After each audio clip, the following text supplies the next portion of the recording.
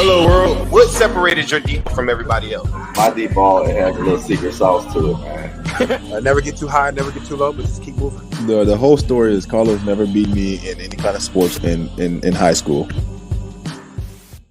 Welcome to the Orange is the New Black podcast. It's your host, Ace Boogie. I'm flying solo. Hello, world. My partner, Zim, is unfortunately, he's not with us because he is getting married. So shout out to him and his wife. Shout out to their union. We appreciate that. We're here to hold it down.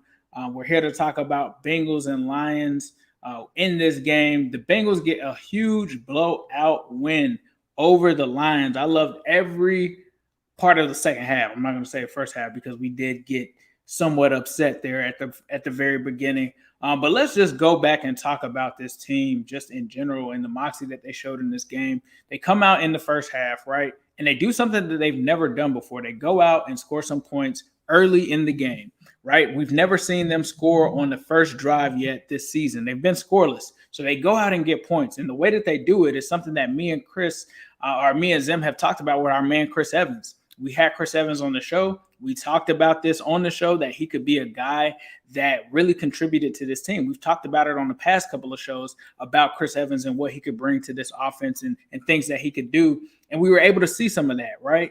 And, Zim has harped on it. I have harped on it. And that is the first score of the game. They bring in Chris Evans.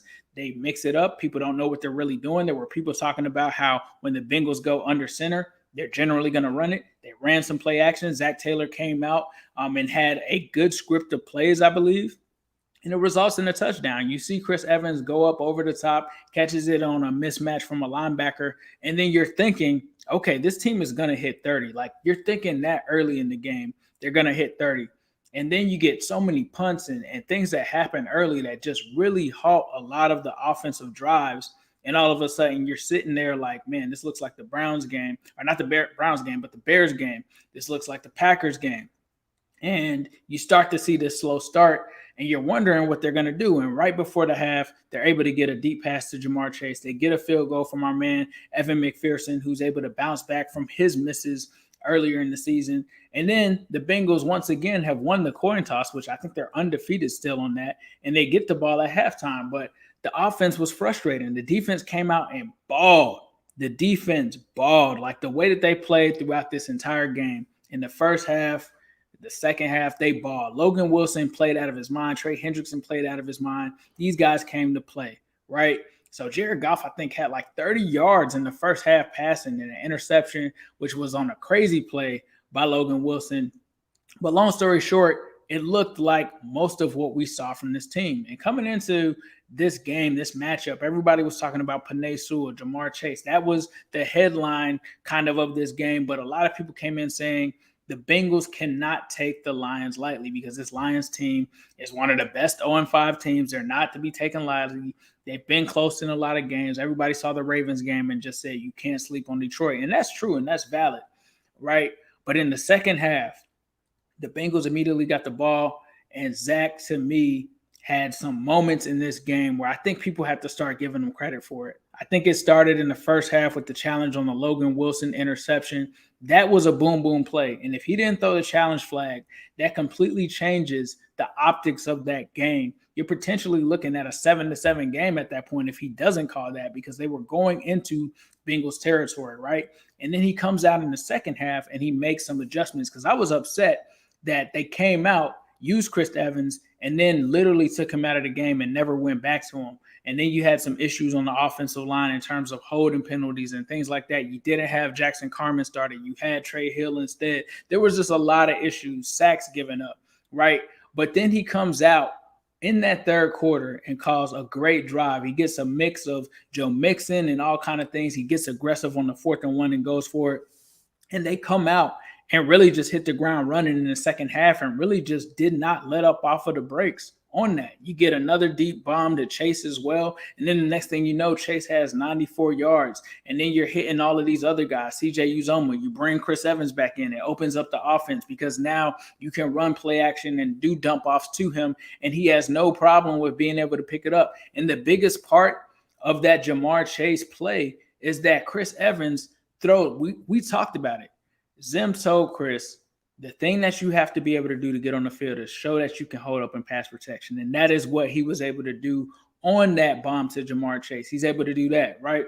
And then you get the run by Mixon. Mixon had a crazy game in this game. They finally started using Mixon out of the backfield as well on receptions. They started to use him in the run game. And you saw with Mixon on that play, you see Jamar Chase sprint out in front of him, get a block and throw a block on a key defender that ends up allowing Joe Mixon to score that touchdown. Who would have thought that the Bengals would pass on a player like Penei Sewell and Jamar Chase will be throwing one of the most important blocks of the game for the Bengals, right?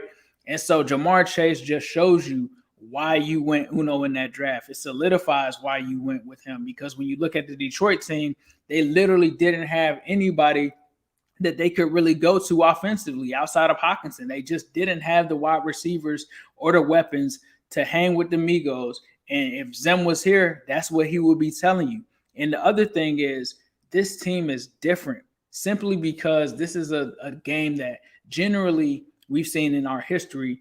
The Bengals have played down to certain teams or let certain teams be in the game. And we kind of probably thought that right after the first half, because you were only up 10-0, right? You didn't think that that was a game you should have been up 21-0 at the half. You probably felt like that at halftime. You probably were worried all right, here we go.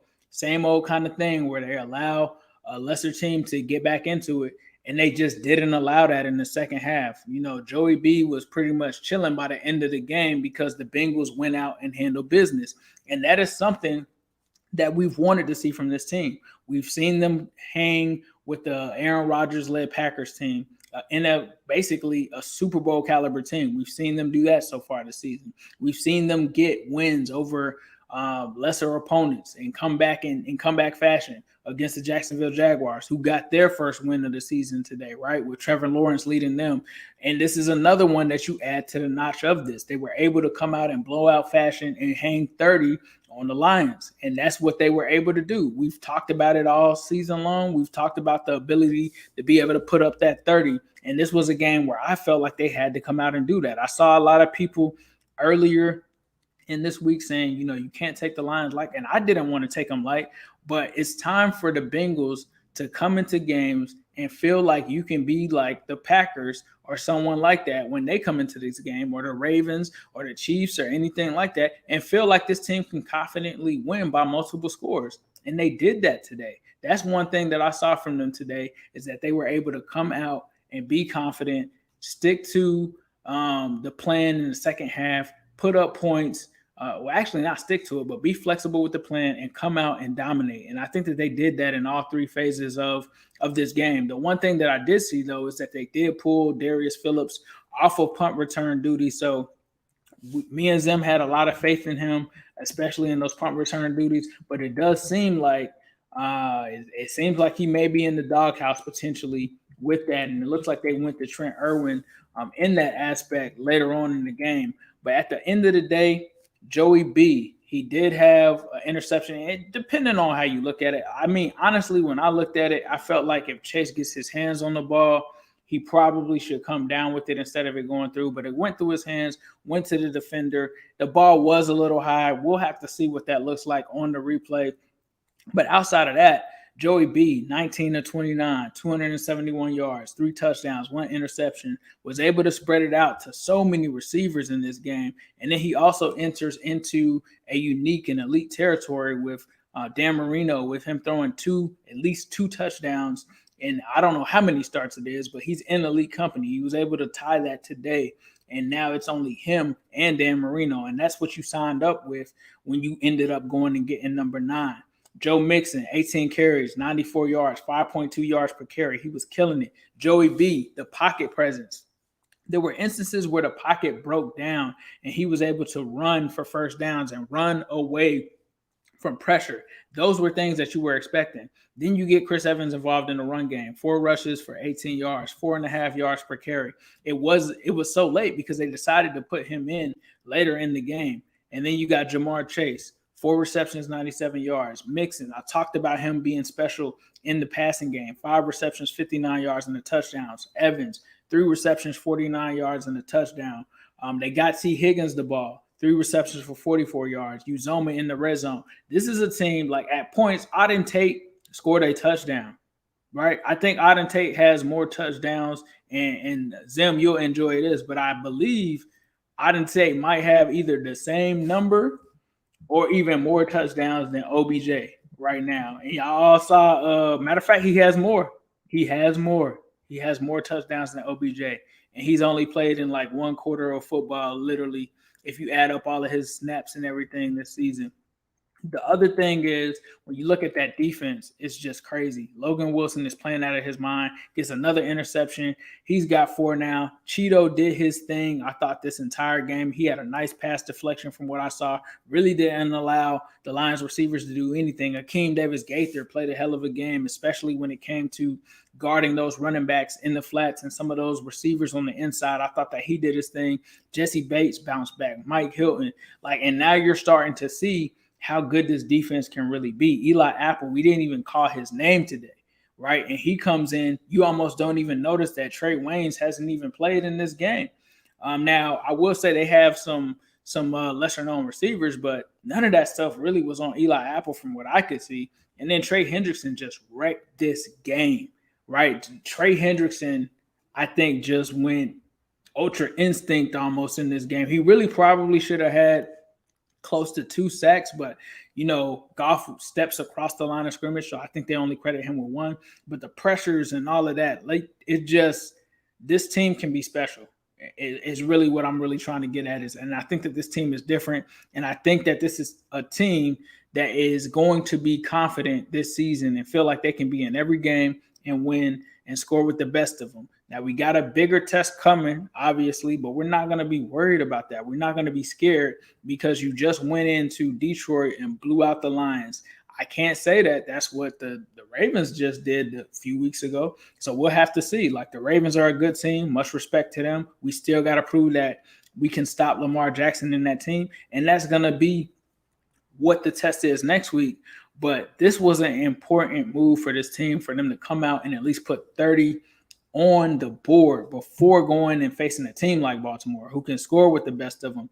So you got to continue that and keep that going. And I even say this, Chris Evans even stood out on special teams. I saw him make a couple of tackles, not only from going out and getting that receiving touchdown, he also goes out and gets some tackles, I think, on punt coverage. So that's just what full circle looks like with this team when they're playing on all cylinders. And just imagine if they would have scored on those possessions in the first half. Then you're probably looking at a 50 burger if they do that, right? You're looking at them putting 50 on a team like that. And this is what was in mind for this team when the season came together. We never expected the defense to be this good. But if the defense can be good and the offense can be this good, and like how they were in the second half, man, this is a team that can really compete this year and be one of the top teams in the NFL. Now you're looking at 4-2. You're honestly a couple of plays, if it goes your way, from possibly 6-0. And that is what this team is made of. A lot of people talk about Jackson Carman. I think that there was a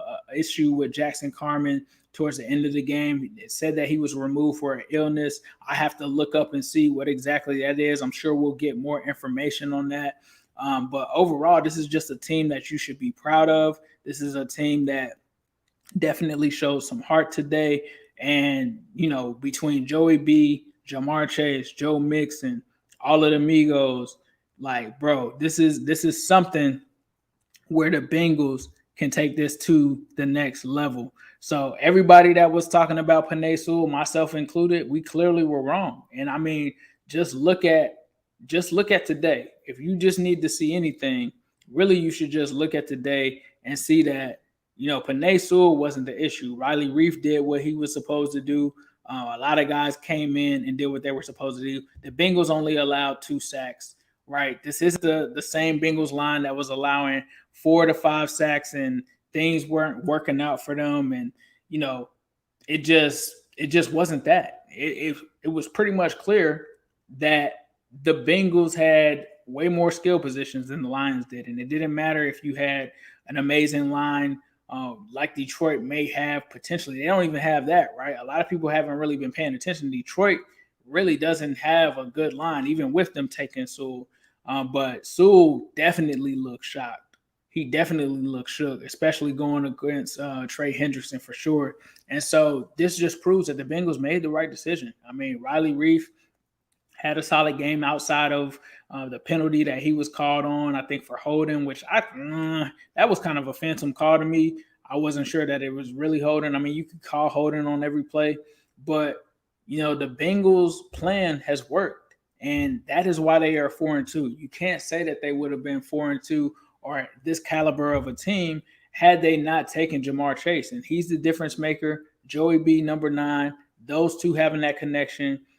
Joe Mixon, once you get these other parts, Uzoma is so important to this offense because once you get Uzoma and Chris Evans going, it gives the defense other concerns to be to look at, right?